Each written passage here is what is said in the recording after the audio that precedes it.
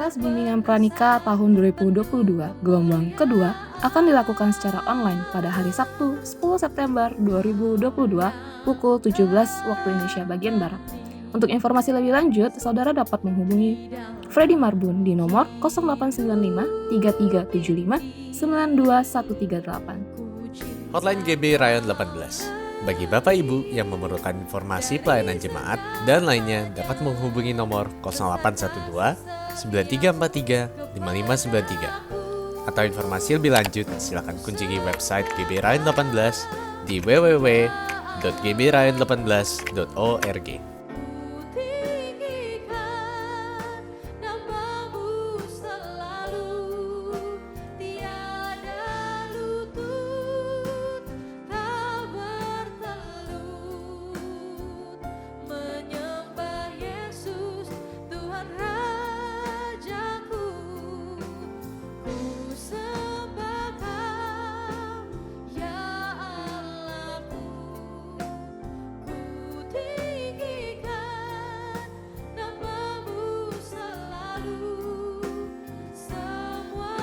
Shalom Bapak Ibu yang dikasihi Tuhan. Kami mengundang Bapak Ibu untuk bersama-sama ke Tanah Perjanjian yang akan diadakan tanggal 24 sampai dengan 31 Oktober 2022 dengan biaya hanya $2.290 perjalanan selama 8 hari langsung ke Yerusalem dan biaya dapat dicicil via Tokopedia.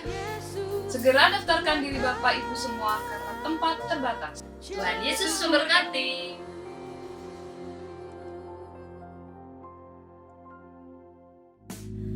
Kami terima kuasa-Mu Tuhan. Semua generasi bangkitan dipakainya jadi saksi-Mu sampai ujung bumi. Bumi penuh dengan kemuliaan-Mu. Bersorak keselamatan besar terjadi. Shalom Jemaat Tuhan yang terkasih, puji Tuhan, kembali lagi bersama kami dalam ibadah online Gereja Bethel Indonesia Rayon 18. Kami mau menyambut Bapak, Ibu, dan Saudara yang baru pertama kali bergabung bersama kami. Selamat datang di keluarga besar GBI Rayon 18. Kiranya Bapak, Ibu, dan Saudara terberkati melalui ibadah online hari ini dan dapat kembali bergabung bersama kami pada ibadah minggu depan. Baik, mari kita berdoa. Bapa, kami bersyukur atas kebaikan-Mu sepanjang hidup kami. Kami juga bersyukur atas kesempatan yang Kau berikan kepada kami untuk kami bisa sama-sama memuji dan memuliakan Kau melalui ibadah online hari ini ya Tuhan. Ya Tuhan, kami sekali ingin berdoa untuk setiap persembahan yang sudah ditabur ya Tuhan, bila persembahan ini dapat memperluas kerajaan-Mu di bumi ini. Kami siap ya Tuhan memulai ibadah hari ini dengan penuh ucapan syukur. Di dalam nama Tuhan Yesus, haleluya, amin. Selamat beribadah, Tuhan Yesus memberkati. Mazmur 91. Dalam lindungan Allah.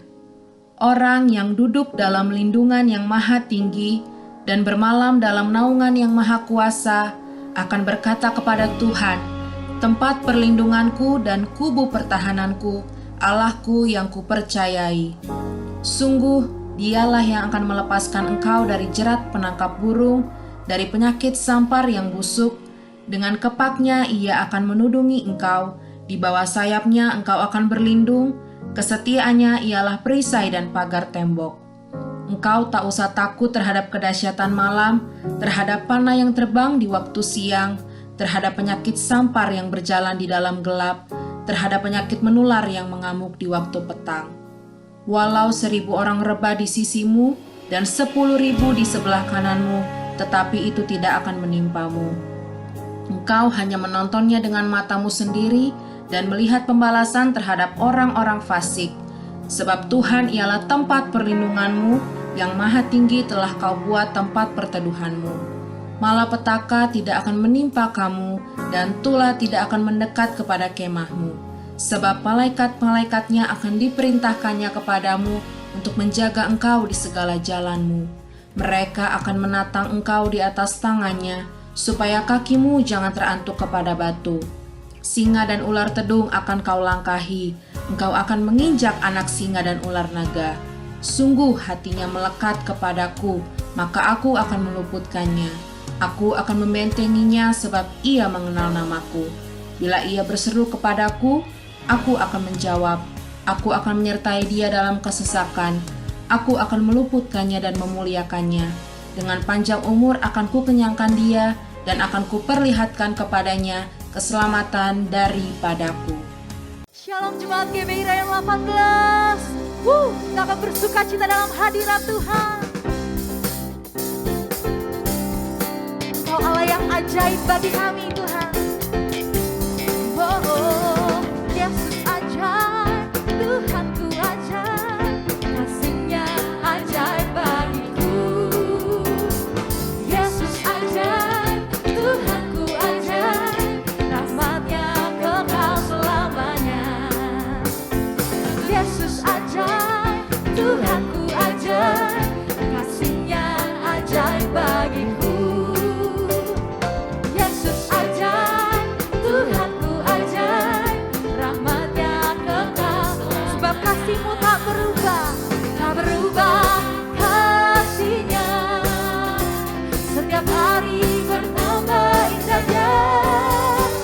Sampai bumi berlalu dan habislah ragaku. Yesusku ajaib bagiku.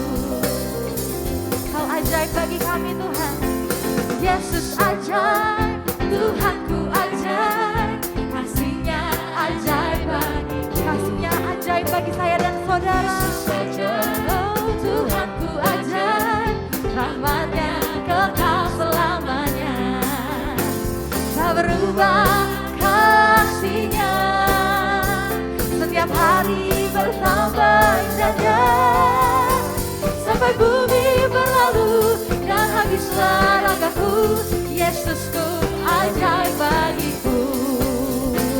Tak berubah kasih-Nya. Setiap hari bertambah indahnya. Sampai bumi berlalu dan habislah ragaku. Yesusku ajaib bagiku. Mari ungkapkan sukacitamu dalam hadirat-Nya. Yes, Kau ajaib Tuhan. Ada mukjizat sebab Yesus saja. Kau ajaib Tuhan. Yesus ajaib yang berkuasa. Ada mukjizat sebab Yesus saja tak berubah. Tak berubah kasih-Nya. Setiap hari bertambah indahnya. Sampai bumi berlalu dan habislah ragaku. Yesusku ajaib, sebab Kau ajaib bagi kami Tuhan. Yesus ajaib yang berkuasa. Oh, ada mukjizat sebab Yesus ajaib. Jemaat Tuhan yang percaya katakan, Yesus ajaib, Kau berkuasa. Ada mukjizat, ada mukjizat, ada mukjizat sebab Yesus ajaib. Yang percaya Tuhan kita ajaib, boleh berikan kemuliaan buat Dia. Haleluya. Kami siap lebih lagi Tuhan memuji Engkau. Yes. Hanya bagi-Mu kemuliaan dan kehormatan. Oh, oh, oh. Mari umat Tuhan bersorak-sorai.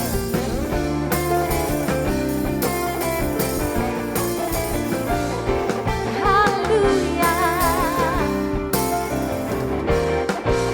Mari nyatakan. Bersorak-sorai hai umat Tuhan. Kudus dan mulialah namanya. Besarlah kasih-Nya, ajaib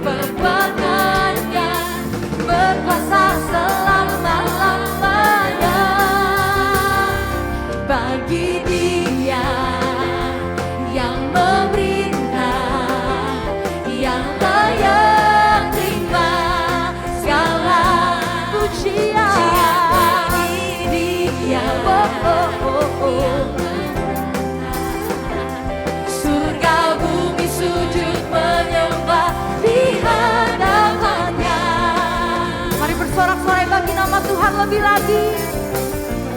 Katakan yes. Oh.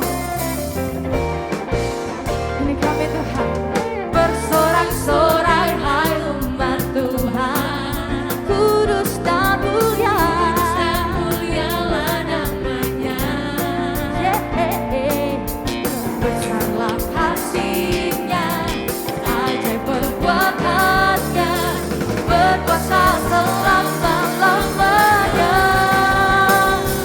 Bagi Dia yang memerintah, yang layak terima segala pujian. Bagi Dia yang bertahta, surga bumi sujud menyembah di hadapan-Nya.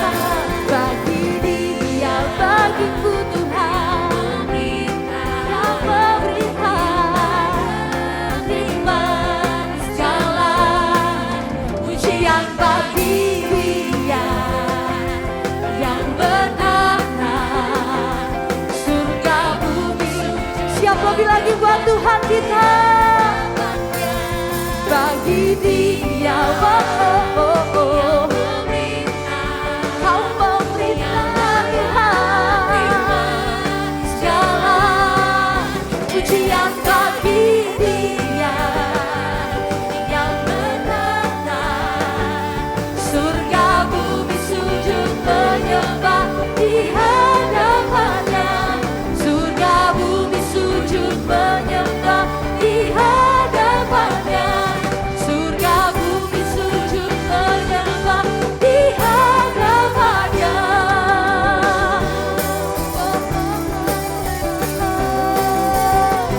Surga bumi sujud menyembah-Mu. Haleluya. Sorak-sorai kemuliaan buat Tuhan kita. Terima kasih Tuhan. Kami rindu terus untuk menyembah-Mu Yesus. Kami rindu untuk bisa masuk ke hadirat-Mu lebih lagi. Kami ingin terus rasakan kehadiran-Mu. Dimanapun kami berada Tuhan, kami percaya hadirat-Mu nyata di setiap rumah-rumah. Terima kasih ketika kami menyembah Engkau, lawatan-Mu nyata atas kami.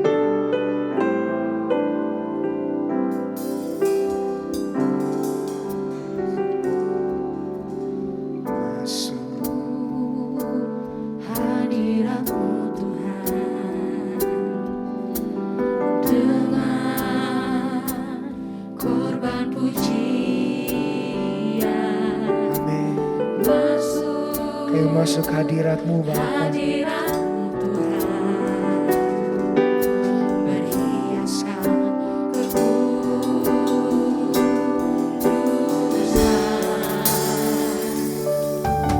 di hadapan Hadirat-Mu Tuhan, ku rasakan kedamaian. Di hadapan hadirat-Mu Tuhan, ku nampak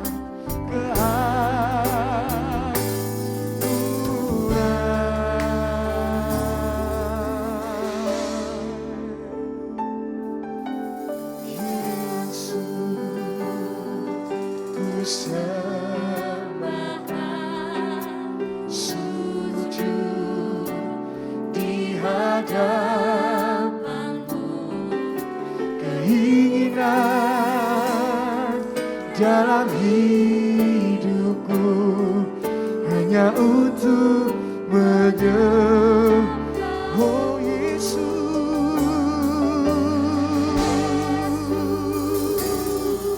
ku sembahkan. Amin. Kami ingin menyembah-Mu Yesus.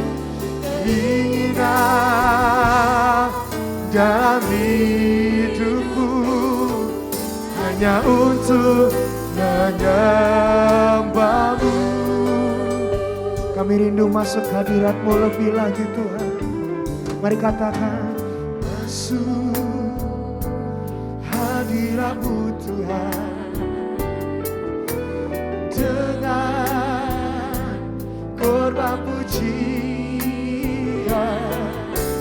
Masuk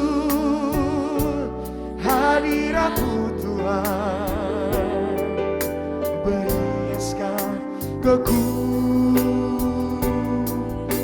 di hadapan-Mu Yesus, di hadapan hadirat-Mu Tuhan.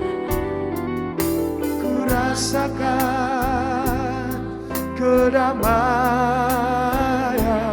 di hadapan hadirat-Mu Tuhan. Nampak keagungan-Mu Tuhan.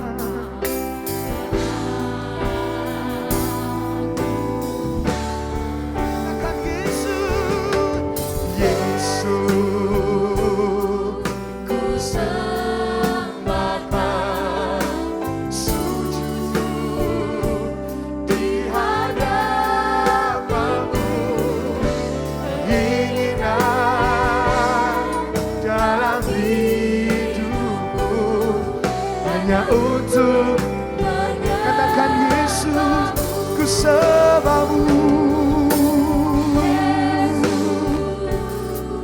ku sembahkan sujud di hadapan-Mu. Keinginan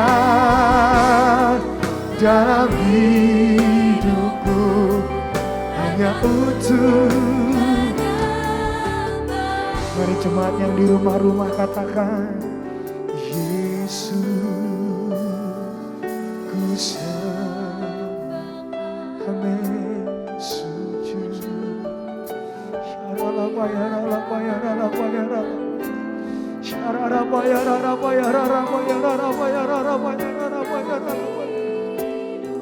Amin. Lebih lagi saudara, katakan Yesus, panggil Yesus, ku sembahkan.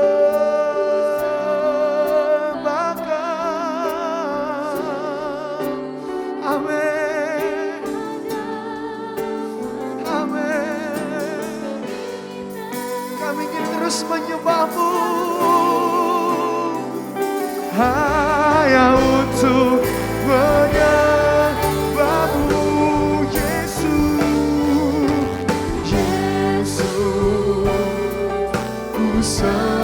Sembahkan sujud di hadapan-Mu. Keinginan dalam hidupku hanya untuk menyembah-Mu. Keinginan, amin, dalam hanya untuk menyembah-Mu. Keinginanku, keinginan dalam hidupku hanya untuk menyembah-Mu.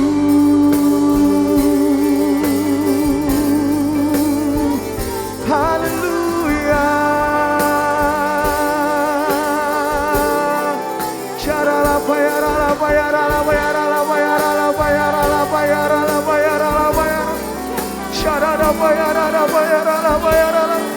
Kami ingin menyembah-Mu Yesus, kami ingin menyembah-Mu. Kerinduan kami Tuhan untuk menyembah-Mu. Mari saudara kita menyembah Dia. Mari angkat suara kita, nyanyikan pujian penyembahan bagi Dia.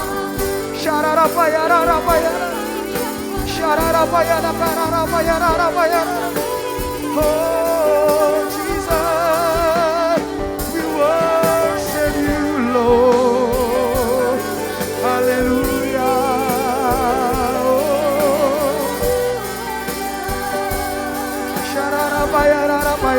Oh Sharapaya, Sharapaya, Sharapaya, Sharapaya. Jesus, kami menyembahmu,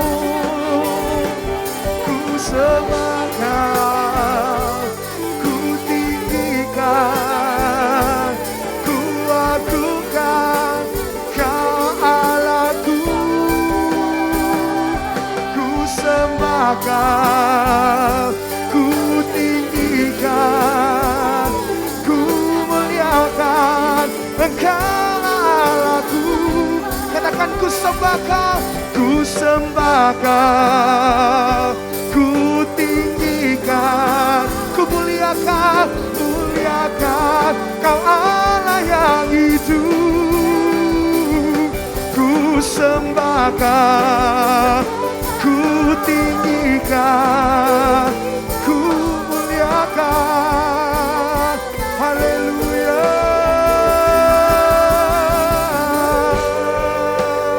Shararapaya, rarapaya, rarapaya, rarapaya, rarapaya. Shararapaya, rarapaya, rarapaya, Shararapaya, rarapaya, rarapaya, rarapaya, rarapaya.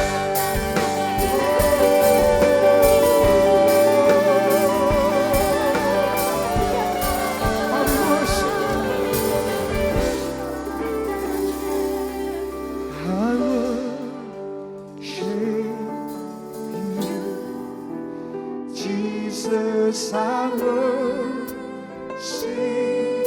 you with all of my heart and all of my soul. I love you, I love to worship. Sing, I love to worship you. I worship you, Jesus, I worship you with all of my heart and all of my soul. I love you.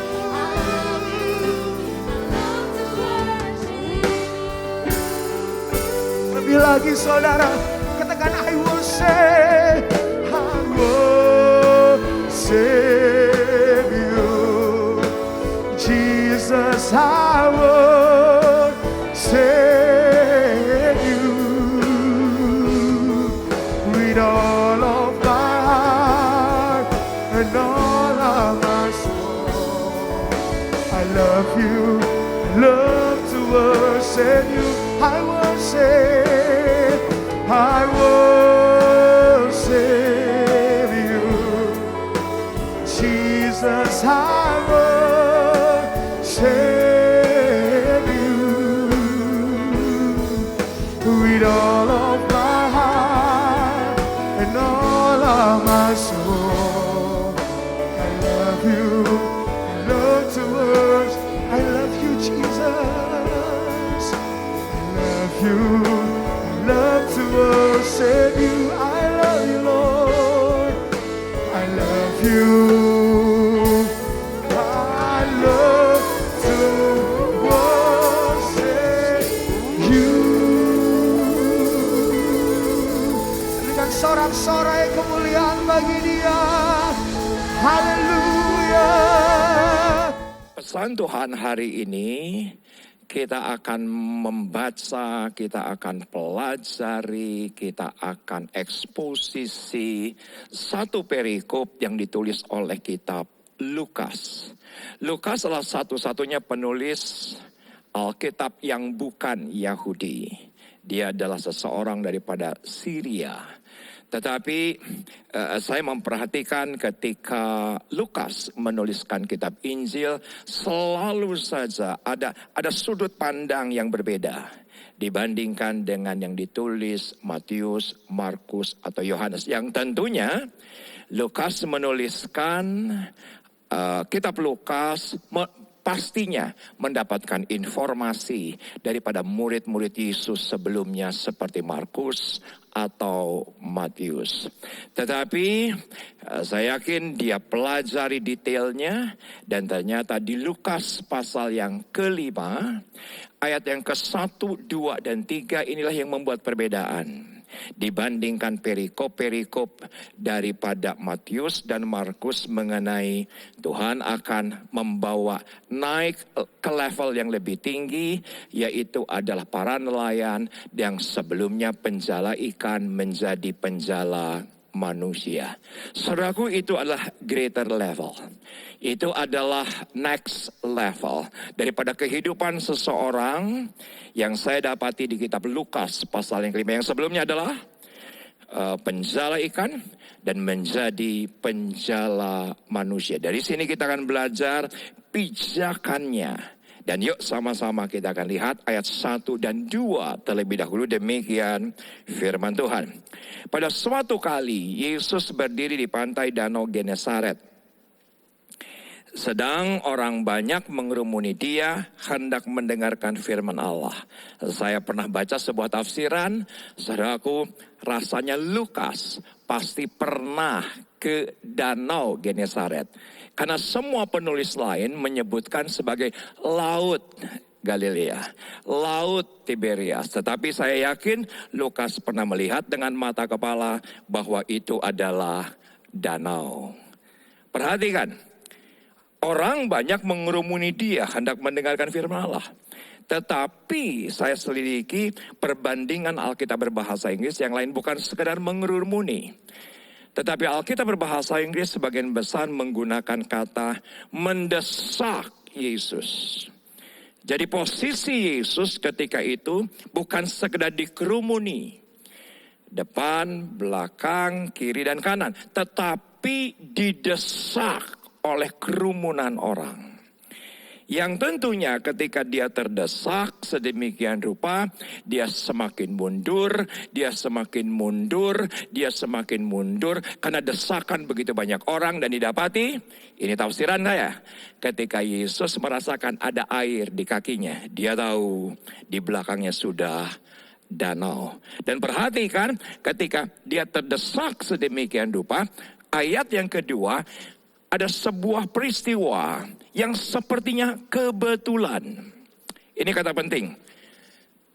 Yaitu adalah coincidence. Kenapa saya berani bilang coincidence? Karena ketika itu tidak ada skenario di mana Yesus melihat ada dua perahu di tepi pantai, nelayan-nelayannya telah turun dan sedang membasuh jalannya. Saya begitu yakin, tidak pernah terbayangkan oleh Simon dan anak-anak Zebedius yang ketika itu sedang menjala ikan dari malam hingga pagi hari.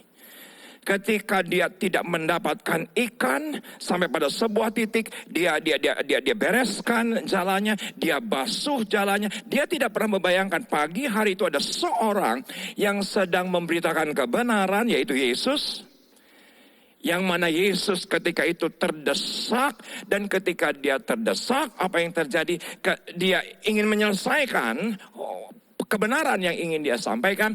Ternyata sebuah kebetulan, saya berani bilang sebuah kebetulan, ketika dia terdesak melihat dua perahu di mana ada Simon dan anak-anak Zebedius. Saudaraku, jangan pernah anggap murah kata kebetulan. Karena saya dapati dalam Alkitab banyak kali kebetulan-kebetulan terjadi. Yang menurut orang dunia itu kebetulan, di dalam Tuhan tidak ada yang kebetulan. Karena selembar rambut yang jatuh dari kepala kita pun tetap ada dalam kendalinya. Walaupun ya benar, Yesus ketika terdesak, dia tidak pernah skenario kan akan ada dua perahu yang ada di sebelahnya. Tetapi sebuah kebetulan, sebuah skenario besar ini menjadi pijakan. Saudaraku, para penjala ikan menjadi penjala manusia. Saya nggak pernah bisa lupa ketika di awal saya Kristen, saya beribadah di Betani Karsa Pemuda. Dari rumah Pamulang selalu melalui jalan yang sama menuju ke Betani Karsa Pemuda Senayan. Saya nggak pernah bisa lupa di satu hari, segala sesuatunya normal. Di sebelah saya Elsa, di belakang saya Bella kecil. Ketika lewat Simpruk, saudaraku, ada sebuah peristiwa yang mungkin itu adalah sebuah kebetulan. Ya, ketika saya berjalan menggunakan mobil hanya 40-50 km per jam karena saya tahu persis itu tikungan. Dan apa yang terjadi? Saudaraku, saya tidak pernah bisa lupakan peristiwa ini. Kenapa? Karena di sebelah kiri ternyata ada satu keluarga yang sedang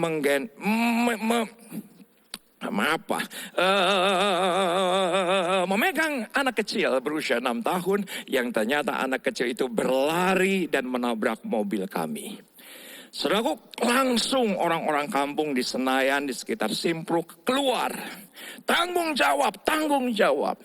Dan ketika itu dalam keadaan traumatik, mau ke gereja, saudaraku mau dikerumunin orang sekampung, akhirnya dibawa ke Rumah Sakit Islam Jakarta, puji Tuhan anaknya baik-baik saja. Tetapi apa yang terjadi? Setelah itu saya berkeputusan dengan Elsa dan Bella bahwa saya nggak mau lagi ke Senayan. Kenapa nggak mau? Karena trauma, harus lewat jalan yang sama. Dan akhirnya saya mencari informasi dan dapat informasi. Ternyata dekat Pamulang, yaitu Sawangan, ada gereja yang baru saja dibangun oleh pendeta almarhum Suwito Nyoto Raharjo, ayah kandung Pak Niko. Saudaraku, saya nggak pernah bisa lupa ketika saya datang ke Sawangan, suasananya berbeda jauh dengan Senayan. Saudaraku, Senayan ketika itu happening, hype, begitu ya kan. Tetapi ketika sampai di Sawangan, orang-orangnya sederhana, orang-orangnya marginal, mereka hanya menggunakan sendal. Maaf, ketika memuji menyembah Tuhan, di sebelah saya ada seorang ibu yang menyusui anaknya. Di sebelah belakang ada anak yang sedang mengerang nangis. Ya memang keadaan begitulah Sawangan. Bahkan itu pun terkadang juga terjadi sampai hari ini. Karena memang jemaatnya adalah orang-orang yang sederhana. Tetapi saya tidak pernah menyangka satu kali kelak saya melayani di gereja itu. Dan hari ini sudah belasan tahun menjadi gembala sidang daripada GBI Sawangan. Setelah almarhum Pendeta Suwito Nyoto Raharjo dipanggil Bapak, saudaraku, bukankah sebuah kebetulan? Maaf, bukan saya yang nabrak anak itu. Tapi anak itu yang nabrak mobil kami. Saudaraku, bagi dunia itu adalah kebetulan. Dan saya juga teringat dengan kitab Esther, di mana ketika itu Haman yang oleh karena satu orang tetapi ingin membunuh satu bangsa. Alkitab dengan jelas berkata raja nggak bisa tidur, dan ketika nggak bisa tidur dia minta bawahannya untuk membacakan, yaitu adalah buku riwayat raja. Ternyata di situ didapati ternyata ada seseorang yang berjasa kepada raja. Ternyata namanya adalah Mordekai. Dia tanya kepada bawahannya, apakah kita sudah balas jasa kepada Mordekai? Belum. Dan besok paginya raja berkata kepada Haman, apa yang seharusnya raja lakukan? Dia pikir untuk dia, ternyata untuk Mordekai. Saudaraku, itu yang namanya palang yang seharusnya itu menjadi tempat hukuman bagi Mordekai, akhirnya untuk Haman. Saudaraku, bukankah sebuah kebetulan? Untung raja nggak bisa tidur. Kalau raja bisa tidur, saudaraku, raja tidak akan mendapatkan informasi daripada catatan sebelumnya. Ternyata ada satu orang, Mordekai, pernah berjasa kepada raja. Perhatikan, satu bangsa diselamatkan oleh karena kebetulan. Dan maaf, saya nggak tahu ini teologis atau tidak, tetapi saya berani bilang, satu bangsa diselamatkan, bahkan Anda dan saya diselamatkan oleh Yesus yang adalah orang Yahudi. Karena di satu malam ada seorang raja yang kebetulan tidak bisa tidur. Saudaraku, terkadang kebetulan kita anggap remeh. Tapi seringkali kebetulan itu menjadi pijakan kita naik ke level yang lebih tinggi. Saya lanjutkan. Ayat yang ketiga. Dan setelah dia mendapati 2 perahu itu, perhatikan, ia naik ke dalam salah satu perahu itu, yaitu perahu Simon. Yang mana Simon tidak pernah membayangkan pagi hari itu ada seorang asing akan menaiki perahunya. Dan menyuruh Simon supaya menolakkan perahunya sedikit jauh dari pantai. Kenapa? Sedikit jauh dari pantai. Karena Yesus butuh media untuk dia tetap berdiri dan memberitakan kebenaran. Berjarak sedikit dari pantai, dia bisa dengan leluasa memberitakan kebenaran itu. Dan apa yang terjadi? Lalu ia duduk dan mengajar orang banyak dari atas perahu. Saudaraku, saya pelajari ada 3 hal. Ada 3 hal dari kondisi ini. Yang pertama adalah Kristus terdesak dengan kebutuhan. Ini penting. Ini penting. Dan saya tahu persis, menjelang kedatangan Tuhan kali kedua, dia terdesak dengan sebuah kebutuhan untuk memakai Anda dan saya. Lebih lagi dibandingkan sebelumnya, untuk rencana besarnya digenapi. Agar setiap lutut bertelut, setiap lidah mengakui Yesus adalah Tuhan. Dan dari banyak pembicaraan saya dengan para gembala sidang, para pengerja selama 2 tahun terakhir, ada begitu banyak informasi yang mengatakan begitu banyak pelayan-pelayan Tuhan yang semula tahun 2019 dan sebelumnya melayani mundur. Gembala-gembala Komsel mundur, Asher mundur, diaken mundur, pendoa mundur. Saya mengerti. Mungkin karena terdesak dengan kebutuhan hidup. Tetapi lebih daripada segalanya, tolong memperhatikan, ketika Yesus terdesak dengan sebuah kebutuhan, itu bisa menjadi sebuah pijakan kita naik ke level yang lebih tinggi. Apa yang tidak pernah kita lihat, apa yang tidak pernah kita dengar, timbul dalam hati kita, itu akan Tuhan sediakan di depan kita. Yang kedua, Kristus membutuhkan media untuk rencananya digenapi. Dia pasti membutuhkan satu media, kerjasama, sebuah media. Yang mana ketika itu yang dibutuhkan Yesus adalah perahu. Yang secara kebetulan dia lihat 2 perahu itu di tepi danau Genesaret. Dan ketika kita berkata, ya Tuhan pakai aku. Pakai apa yang ada padaku. Aku punya rumah untuk Komsel. Aku punya perusahaan untuk ada rumah doa. Aku punya talenta, aku punya kebisaan, aku punya kepandaian. Jadikan itu sebuah media untuk Tuhan pakai. Dan kita akan lihat, saudaraku, perkara-perkara besar. Dan Tuhan akan bawa kita naik ke level yang lebih tinggi. Itu adalah sebuah pijakan. Dan tentunya yang ketiga saya juga pelajari, Kristus pasti berkeinginan untuk membalas siapa saja yang membantunya. Tuhan kita bukan Tuhan yang berhutang. Bahkan ketika kita hutang dosa, Tuhan lunasi hutang kita.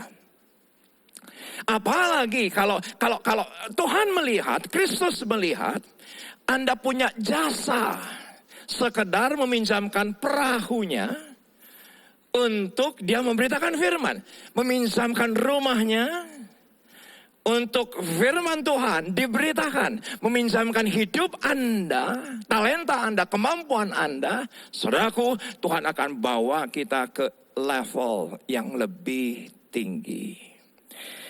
Perhatikan ayat yang keempat. Ini ada satu pijakan yang luar biasa. Setelah selesai dia berbicara, apa yang dilakukan? Ia berkata kepada Simon, bertolaklah ke tempat yang dalam dan tebarkanlah jalamu untuk menangkap ikan. Wow. Saudaraku, ini seperti seseorang yang sedang memiutangi Kristus. Amsal berkata, ketika kita punya belas kasihan kepada orang yang lemah, kita sedang memiutangi Tuhan. Ketika Anda berkata, aku mau tanggalkan egoku, aku mau tanggalkan semua keinginan dagingku untuk Tuhan. Saudaraku, Anda sedang memiutangi Tuhan. Dan ketika Tuhan merasa berhutang, saudaraku, dengan segera, Setelah dia berbicara, Alkitab berkata, yuk Simon, kita pergi ke tempat yang lebih dalam dan kita menjala ikan. Saudaraku, ada satu prinsip yang namanya kebaikan itu tidak pernah berbohong dalam kehidupan kita.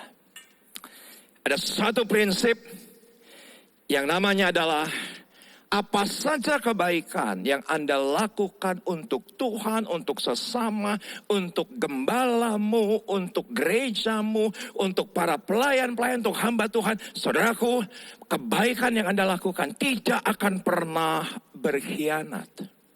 Tidak terbayangkan oleh Simon hanya sekedar meminjamkan perahunya. Tapi yang mana dia semalam-malaman tidak mendapatkan ikan. Saudaraku, tiba-tiba Yesus berkata, aku merasa berhutang dengan engkau. Saudaraku, ini adalah pijakan untuk kita naik to the greater level. Perhatikan, ya, karena ayatnya berkata demikian. Di ayat yang kelima, Simon menjawab, Guru, telah sepanjang malam kami bekerja keras dan kami tidak menangkap apa-apa. Tetapi karena engkau menyuruhnya, aku akan menebarkan jala juga. Saudaraku, mungkin di antara Anda berkata, aku banyak masalah. Aku banyak pergumulan. Aku banyak tantangan. Saudaraku, Anda orangnya yang akan Tuhan bawa naik ke level yang lebih tinggi. Kenapa? Karena Simon ketika begitu, aku punya masalah besar. Ketika Anda punya masalah besar hari ini, Tuhan akan pakai sebagai pijakan untuk naik ke level yang lebih tinggi. Saudaraku, saya nggak pernah bisa lupa. Pandemi ini membuat hidup saya hancur. Mungkin saya pernah bersaksi, mungkin ada di antara Anda pernah mendengar kesaksian saya di awal pandemi. Saya bisa tahu bagaimana rasanya orang yang mau bunuh diri. Kenapa itu saya rasakan? Tidak merasa berharga, nggak tahu apa yang harus dilakukan, rasa frustasi, bingung. Bahkan cenderung udah mulai kecemasan. Puji Tuhan, belum disorders, tetapi kecemasan itu sudah ada pada saya. Dan ternyata saudaraku, ketika saya datang, Tuhan, saya punya masalah besar. Saya takut. Saya punya masalah besar. Pelayanan hancur, tinggal berkeping-keping. Tetapi saya mengucap syukur kepada Tuhan. Tuhan pakai kepingan-kepingan yang ada. Tuhan pakai serpihan-serpihan yang ada. Tuhan pakai justru masalah untuk naik ke level yang lebih tinggi. Level yang lebih besar. Dan pijakan ketika Anda berkata saya punya masalah, itu pijakan yang ketika kita bawa itu kepada Kristus, Tuhan akan bawa kita naik ke level yang lebih tinggi. Wow. Nah, bagi saudara yang saat ini diberkati dengan khotbah ini, saudaraku tolong perhatikan, sekarang tolong ketik di live chat Anda dan katakan, aku bawa persoalanku kepada Kristus dan Tuhan pakai untuk aku naik ke level yang lebih tinggi. Ayat yang ke-6, dan setelah mereka melakukannya dengan berdasarkan ketaatan, mereka menangkap sejumlah besar ikan sehingga jala mereka mulai koyak. Lalu mereka memberi isyarat kepada teman-temannya di perahu yang lain supaya mereka datang membantunya, dan mereka itu datang. Lalu mereka bersama-sama mengisi kedua perahu itu dengan ikan hingga hampir tenggelam. Saudaraku, ketika kita masuk dalam proyeknya Tuhan, yang mana saya tidak pernah bisa lupa ketika di satu sore Om Nyo almarhum berkata bahwa wakilnya mengundurkan diri. Riza, mau nggak kamu jadi wakil saya? Padahal saya baru 2 tahun melayani. Baru 2 tahun keluar dari narkotik yang menguasai saya. Dan saudaraku, saya berkata kepada Om Nyo, saya nggak butuh 30 hari. Saya tidak butuh 3 bulan. Saya cuma butuh 30 menit untuk berbicara dengan istri saya. Dan ketika istri saya berkata, ya saya tidak sesuai dengan janji, saudaraku, saya tidak tunggu sampai 30, hanya sekitar 10 menit saya kembali telepon Om Nyo. Dan saya berkata, Om, pakai hidup saya seumur hidup untuk memuliakan nama Tuhan. Saudaraku, ketika Anda tahu Ini adalah proyeknya Tuhan. Tinggal masuk ke dalamnya.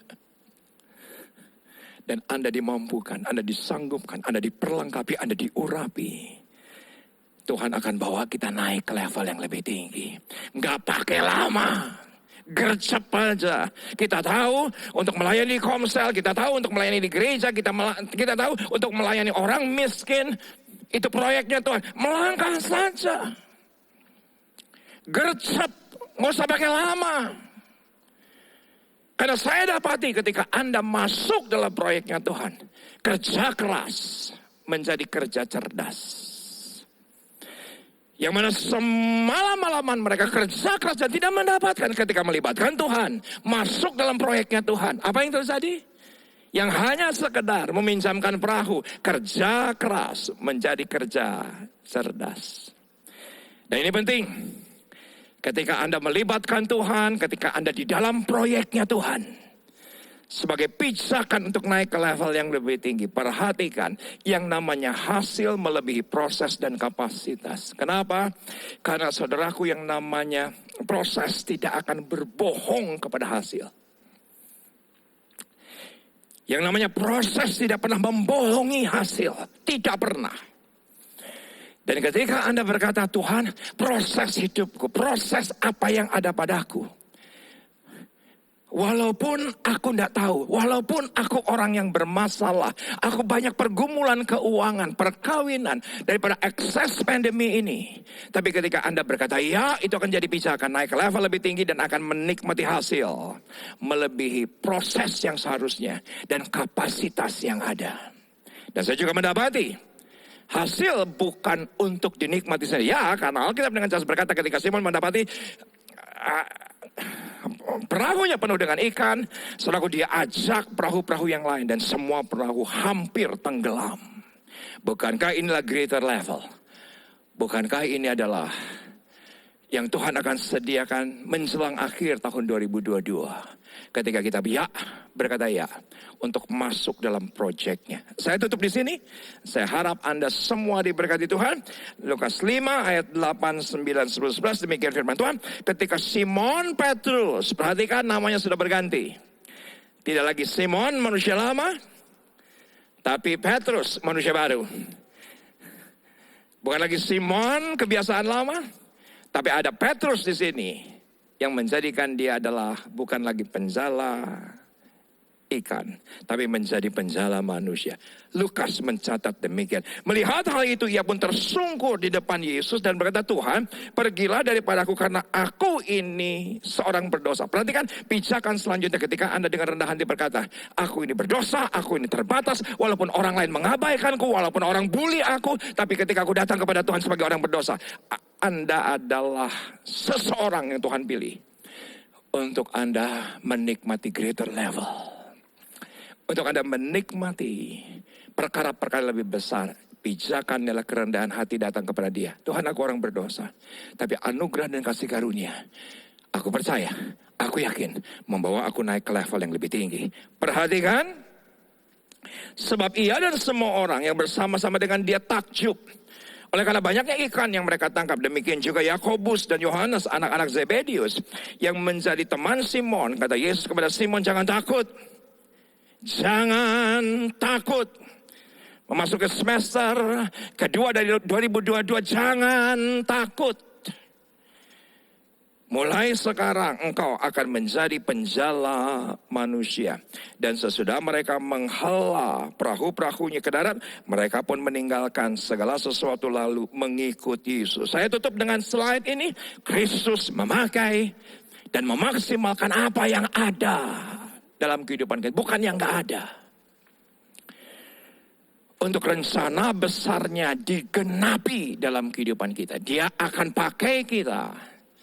Rencana besarnya dari apa yang ada di dalam kehidupan kita. Saudaraku, ada sebuah desakan yang sangat kuat memasuki pandemi. Bulan pertama, bulan kedua, bulan ketiga. Karena memang sejarah gereja selama 27 tahun. Setiap bulan kami membaptiskan jemaat. yang mereka dengan rela memberi diri dibaptis, dan itu pun ketika awal pandemi itu menjadi persoalan kenapa, di mana baptisnya, bagaimana liturginya. Tetapi yang terfikir oleh saya di dekat rumah ada sebuah kolam renang umum. Dan saya berkata, kita akan baptis di kolam renang umum dengan berbaris physical distancing. Saya dari kejauhan akan memberikan tanda dalam nama Bapa, Anak dan Roh Kudus dalam Yesus agar semuanya mati. Dan ketika mati, saudaraku, yang physical distancing itu akan membenamkan dirinya, memastikan totally wet. Masing-masing tanpa perlu saya membantunya. Dan apa yang terjadi? Saya memilih jam 2 siang. Kenapa jam 2 siang? Karena kalau jam 10 ada kemungkinan banyak yang berenang di kolam renang umum itu. Saya tidak memilih yang sore karena ada kemungkinan banyak yang berenang di kolam renang tersebut. Dan kami lakukan setiap bulan. Sudah hampir mencapai 200 jiwa total selama pandemi. Kami layani jiwa-jiwa yang memberi diri dibaptis, yang tidak bisa dibatasi oleh tempat, area, wilayah, datang dan memberi diri dibaptis. Yang saya kaget adalah ketika kami akan baptiskan bulan Maret rasanya, akhir, saya dapati ada seorang yang jelas-jelas namanya persis seperti nama awal saya, Muhammad. Dan saya tahu persis pasti ini bukan dari keluarga tradisional Kristen. Saya tahu persis pasti dari kaum Kedar dan Debayot. Dan setelah baptisan selesai, saya datangi secara pribadi, Pak, Bapak terima Yesus dibaptis selam, pemicunya apa? Dengar khotbah seseorang, karena itu umum. Diinjili oleh seseorang, karena itu umum. Pernah dengar tetangga mungkin pujikan lagu-lagu rohani karena kesaksian itu umum. Pernah dapat mimpi karena itu sering kali saya dengar.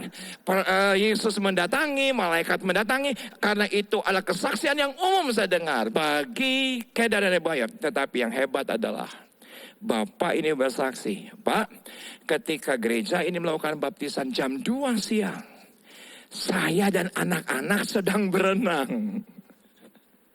Ketika sedang berenang, apa yang terjadi? Dia mencari tahu ini acara apa. Dia mencari tahu ini ritual apa.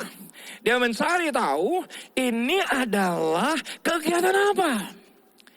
Karena dia tahu persis di tanggal itu anaknya disuruh ke sosmed dan akhirnya dicari tahu bahwa inilah kegiatan gereja daripada YRC Sawangan. Inilah Heaven Party yang kami lakukan setiap bulan.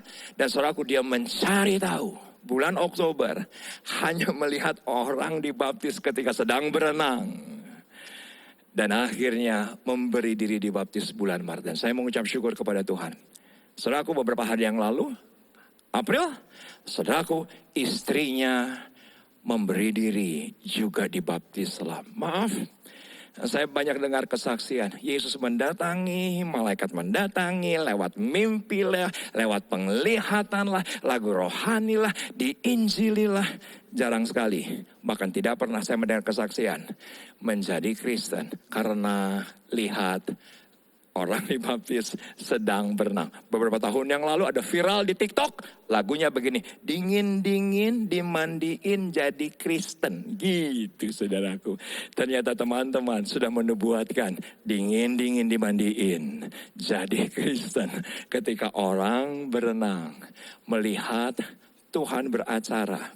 Selalu Kristus memakai apa yang ada dan memaksimalkan yang ada. Yang tidak pernah kita lihat, yang tidak pernah kita dengar.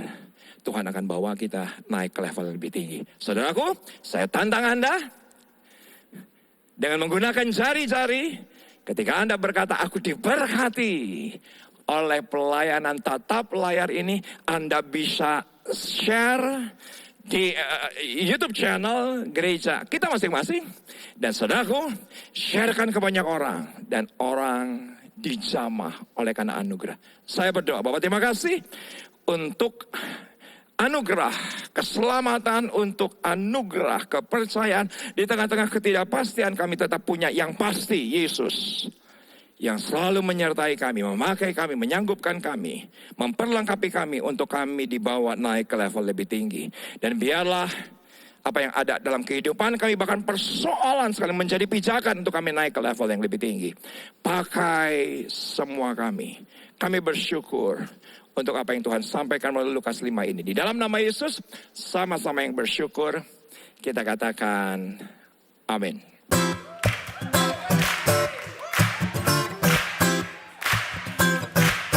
Mari kita akan bawa persembahan kita di minggu ini. Mari kita berdoa. Bapa, kami akan bawa persembahan kami dengan penuh ucapan syukur. Karena Engkau sudah memberi yang terbaik dalam hidup kami. Dengan penuh sukacita, dengan penuh cinta dan hormat kami akan bawa persembahan kami. Untuk hormat kemuliaan nama-Mu. Di dalam nama Yesus kami berdoa. Haleluya. Amin.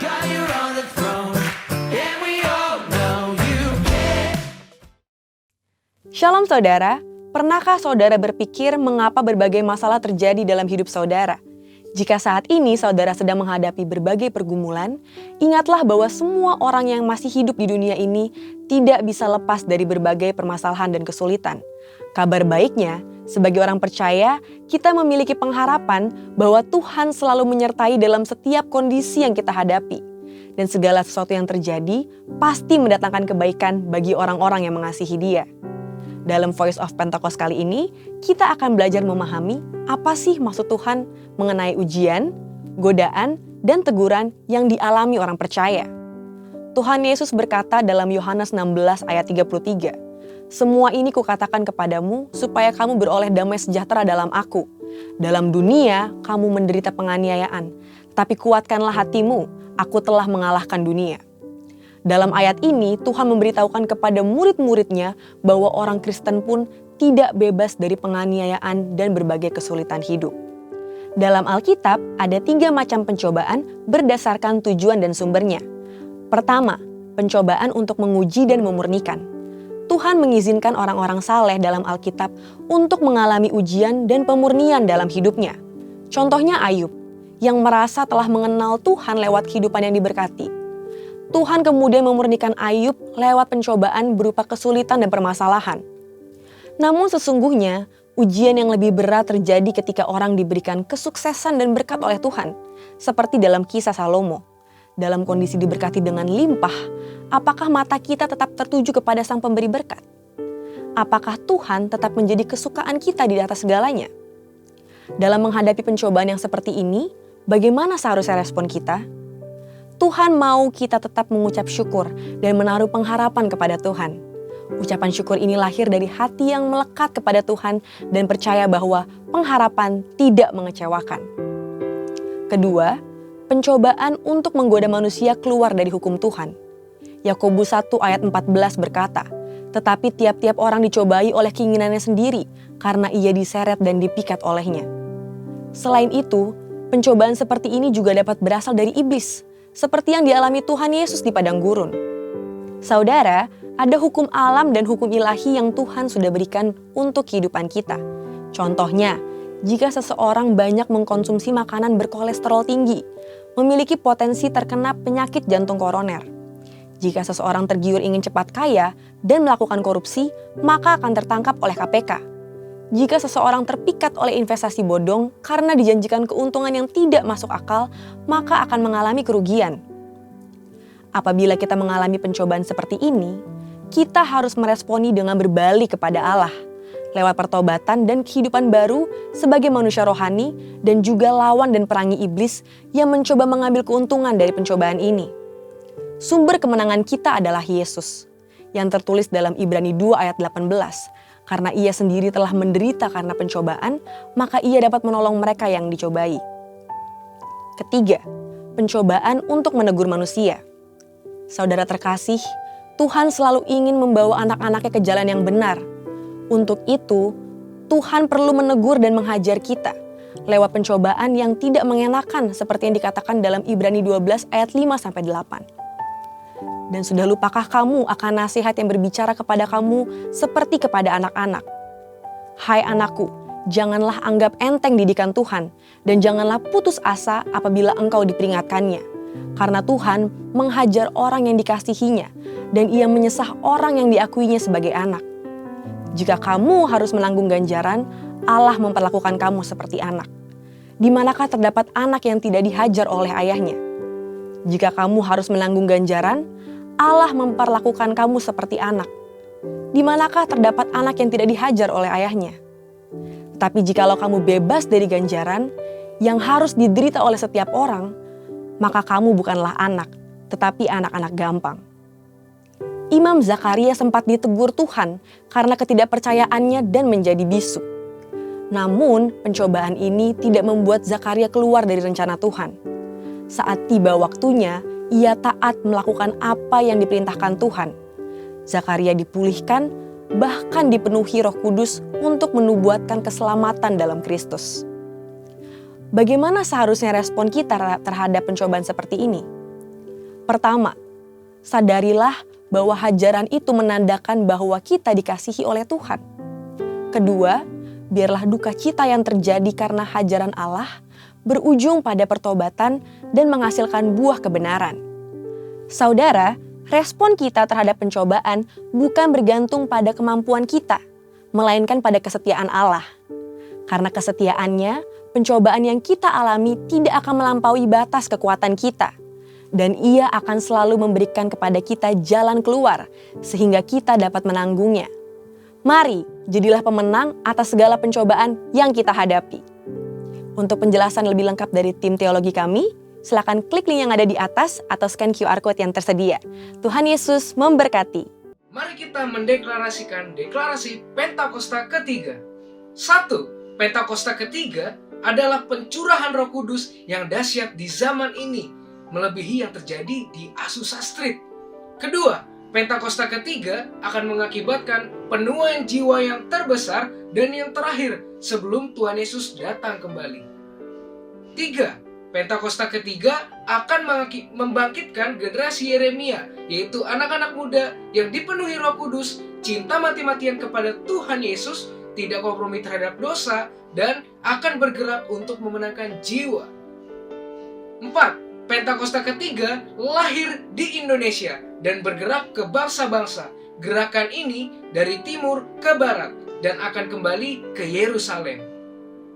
5. Pentakosta ketiga akan memberikan kuasa untuk menyelesaikan amanat agung dan setelah itu Tuhan Yesus datang kembali. Mari kita bersatu di dalam doa. Tuhan, terima kasih untuk hari ini. Kami bersyukur atas berkat-Mu Tuhan. Kami berdoa Tuhan untuk gembala pembina kami, Pak Niko Tuhan. Kami percaya Tuhan, biar kiranya hikmat daripada Tuhan boleh limpahkan kepada beliau agar boleh menggembalakan gereja-Mu Tuhan di Indonesia ini, bahkan di bangsa-bangsa dengan sangat baik Tuhan. Berkati Tuhan Yesus, berkati Pak Niko, keluarganya, dan wakil-wakilnya Tuhan. Kami percaya penyertaan Tuhan nyata atas Pak Niko. Kami juga berdoa Tuhan untuk gembala kami, Pak Andi Markus Tuhan, biar kiranya Tuhan hikmat-Mu, berkat-Mu melimpah Tuhan atas gembala kami Tuhan. Biar kiranya Tuhan hikmat daripada Tuhan boleh Kau curahkan atas Pak Andi. Biar kiranya Pak Andi boleh memimpin gereja ini dengan baik Tuhan, menggembalakan domba-domba-Mu ya Tuhan Yesus.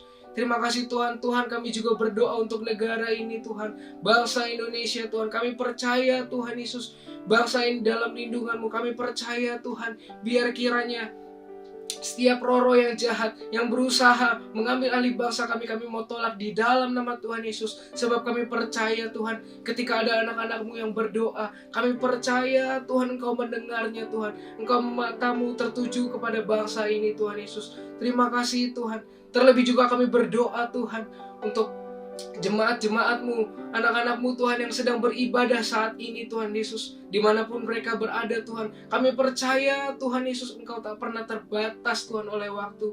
Engkau selalu ada dan hadir dimanapun hati kami ada Tuhan. Biar kiranya Tuhan, setiap mereka yang memiliki beban berat, setiap mereka yang memiliki keterikatan, di dalam nama Tuhan Yesus boleh ada kelepasan, ada kelegaan di dalam nama Tuhan Yesus. Biar kiranya juga berkat-berkat-Mu melimpah untuk jemaat-jemaat-Mu Tuhan yang setia beribadah Tuhan, baik di rumah-rumah, dimanapun mereka berada. Kami percaya Tuhan Yesus penyertaan-Mu nyata. Maka dari itu kami berdoa dengan iman kami dan kami percaya di dalam nama Tuhan Yesus kami berdoa. Mari sama-sama jemaat kita menyiapkan hati untuk menerima berkat. Mari Bapak Ibu, kita akan akhiri ibadah kita hari ini. Mari buka hati, angkat kedua tanganmu. Terimalah berkat-berkat surgawi. Berkat kasih karunia yang melimpah-limpah dari Allah Bapa di dalam anak yang tunggal, Yesus Kristus Tuhan. Dan persekutuan yang manis dengan Allah Roh Kudus yang senantiasa memberkati, menyinari dan diperapkan wajahnya kepada engkau. Mulai hari ini sampai Maranatha, Tuhan Yesus datang yang kedua kali. Menjemput kita di awan-awan yang permai. Bahkan sampai selama-lamanya. Yang percaya dan sudah diberkati Tuhan, sama-sama kita katakan amin. Puji Tuhan, Tuhan Yesus memberkati.